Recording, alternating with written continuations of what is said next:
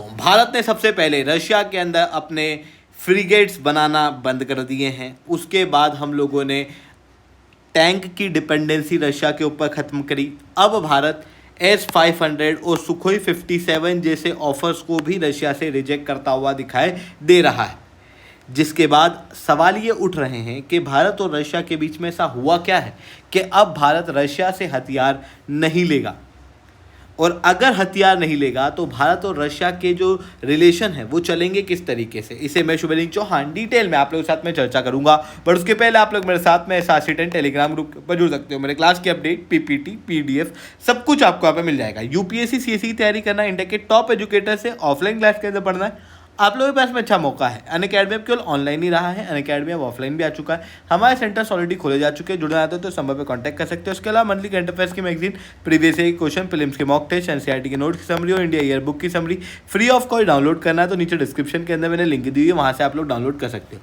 चलिए दोस्तों, समझने का प्रयास करते हैं यहाँ पे क्या हुआ है। रिसेंटली आप लोगों ने सुना होगा, भारत ने INS तमाल को कमीशन किया है, जो कि एक मल्टी रोल फ्रिगेट है, जो कि रशिया के अंदर बनी हुई, रशियन शिपयार्ड के द्वारा बनाई हुई आखिरी फ्रिगेट है जो कि इंडियन नेवी कमीशन करने वाला है। अब भारत रशिया से कोई भी फ्रिगेट वहाँ पर बनी हुई नहीं लेगा। इंडिया में बनी हुई चल जाएगी, पर रशिया में बनी हुई भारत के अंदर नहीं आएगी। सिमिलरली आप पिछले कुछ समय में देखोगे तो भारत एक समय पे 90% तक डिफेंस का इंपोर्ट रशिया से करता था। 2009 तक भारत का इंपोर्ट डिफेंस के मामले में 76% ही रशिया पे रह गया, और अभी 2024 तक आते आते ये लगभग 36% तक गिर चुका है। वहीं जहां पर एक तरफ रशिया से हमारी डिपेंडेंसी कम हो रही है, फ्रांस और US जैसे देशों से भारत की डिपेंडेंसी बढ़ती हुई दिखाई दे रही है। इसका कारण बहुत साफ है, भारत जो है वो अपनी सोल डिपेंडेंसी रशिया के ऊपर नहीं रखना चाहता था। इस वजह से हम लोग हमारे डिफेंस के इंपोर्ट को डाइवर्सिफाई शुरुआत के अंदर कर रहे थे, और इसी वजह से फ्रांस और US के ऊपर डिपेंडेंसी भारत की बढ़ रही थी। क्योंकि एक समय ऐसा आया था जब 1991 के अंदर USSR का ब्रेकडाउन हुआ, उसके बाद से USSR इंटरनल इशू के अंदर जूझ रहा था, और भारत की डिपेंडेंसी क्योंकि USSR पे बहुत ज़्यादा थी, इस कारण से भारत के हथियारों के अंदर स्पेयर पार्ट के इशू जो है वो आने लगे थे। ऐसी कंडीशन में हमको समझ में आया कि केवल रशिया के ऊपर डिपेंडेंसी रखना ठीक नहीं है। इसी वजह से हम लोगों ने हमारे डिफेंस के इंपोर्ट को फिर डाइवर्सिफाई करना शुरू कर दिया। उसके बाद से आप देखोगे तो रशिया ने भारत को कई सारे ऑफर दिए हैं, जैसे अभी सुखोई 57 का ऑफर दिया है, S-500 का ऑफर दिया है, न्यूक्लियर सबमरीन को लीज पे देने का ऑफर आया है, Kalibr long range cruise missile का ऑफर है, और कैमेकाव 226 हेलीकॉप्टर का ऑफर भी रशिया द्वारा भारत को दिया गया है। पर इनमें से कोई भी ऑफर आप देखोगे तो प्रोग्रेस नहीं हुआ। सबसे पहले जो जॉइंट प्रोडक्शन हेलीकॉप्टर का भारत के अंदर होना था, उसको भारत ने रिजेक्ट किया, कॉस्ट ओवररन, डिलेज और lack of indigenous value addition के चलते। फिर भारत ने रशिया से आने वाले जो टैंक की डील है उसको मना किया। हालांकि हम एकदम तेज़ी से मना नहीं कर रहे, हम बड़े पोलाइटली रशिया को इन चीज़ों के लिए मना कर रहे हैं।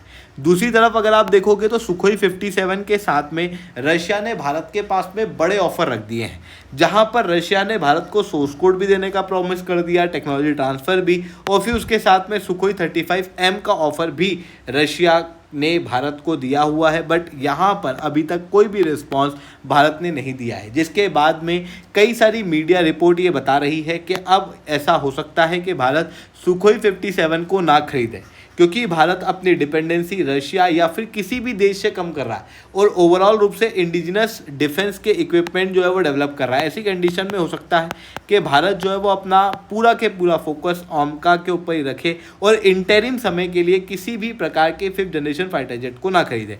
वहीं S-500 के केस की बात करें तो S-500 के अंदर भी सेम इशू देखने को मिल रहा है, क्योंकि देखो याद होगा आपको 1990 के बाद से हम लोगों ने रशिया के ऊपर से अपनी डिपेंडेंसी कम करना शुरू करी थी, क्योंकि वो इंटरनल इशू के अंदर जूझ रहा था, भारत के अंदर स्पेयर पार्ट के इशू आ रहे थे। सिमिलरली अभी भी सेम सिचुएशन हम लोगों को देखने को मिल रही है, क्योंकि देखो रशिया जो है वो यूक्रेन के साथ में युद्ध पे जूझ रहा है।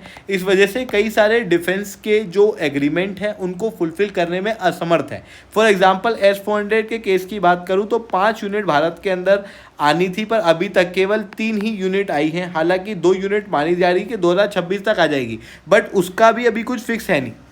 ऐसी कंडीशन में भारत का ऐसा है कि भाई पूरी तरीके से हम लोग रशिया के ऊपर से डिपेंडेंसी हटाना ही ठीक है। इवन दूसरे देशों के ऊपर भी डिपेंडेंसी रखना कोई ठीक नहीं है। फ्रांस जो कि हमको भारत बड़े प्रॉमिस कर जाता है टेक्नोलॉजी ट्रांसफर करेंगे पर करता नहीं है। यूनाइटेड स्टेट्स ऑफ अमेरिका जो हमको कह जाता है कि इंजन देंगे पर देता नहीं है। इन सारी चीज़ों के जरिए भारत ने जो एक्सपीरियंस प्राप्त किया है उसके अनुसार अब भारत जो है वो अपने ही देश के अंदर डिफेंस के इक्विपमेंट बनाने का प्रयास जो है वो कर रहा है। उसी के लिए हम लोग अगर किसी और देश से एग्रीमेंट भी कर रहे हैं तो उसके अंदर भी हमारा प्रयास यही है कि वो भारत के अंदर ही डिफेंस को प्रोड्यूस करें। फिर बात आती है भारत और रशिया के रिलेशन चलेंगे कैसे, क्योंकि एक समय तो हम लोग 90% तक इंपोर्ट कर रहे थे, तो अब हम लोग क्या करेंगे जिससे भारत की जो ट्रेडिशनल दोस्ती है रशिया के साथ में वो कंटिन्यू रहे।